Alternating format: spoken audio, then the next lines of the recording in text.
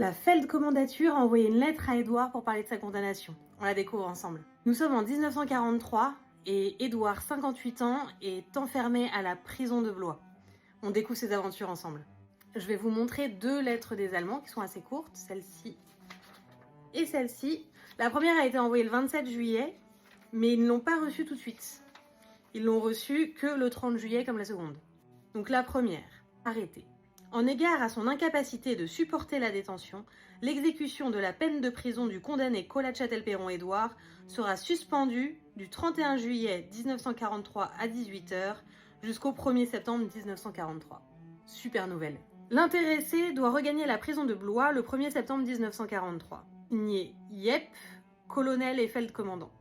Signé Wörth, conseiller au tribunal de guerre. Aux ressortissants français Collat-Châtel-Perron par l'administration de la prison de Blois, veuillez en prendre connaissance et avertir le condamné qui est à relâcher le 31-07-43 à 18h.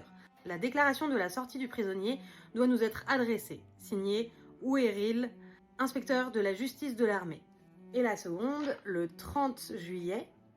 Madame, je suis heureux de vous faire connaître que la Feldkommandatur, ayant constaté que votre mari supportait difficilement l'exécution de la peine de prison à laquelle il a été condamné, a porté à ma connaissance que cette peine était suspendue du 31 juillet à 18h jusqu'au 1er septembre.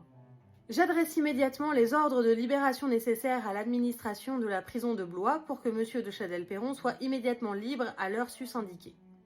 Veuillez agréer, madame, l'expression de mes sentiments les plus distingués, le chef de cabinet. Et là, on reprend l'écrit d'Édouard. 31 juillet.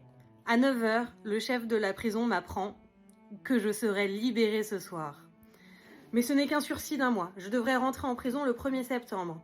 Je pars à 6h, couche à Blois et suis le dimanche 1er août à la Rougellerie. Quelle joie! Donc c'est une super nouvelle pour Édouard. Il est enfin libéré de prison pour 1 mois et il va pouvoir reprendre un peu des forces avant d'y retourner. Hélas, demain, on attaque déjà le retour en prison. À demain!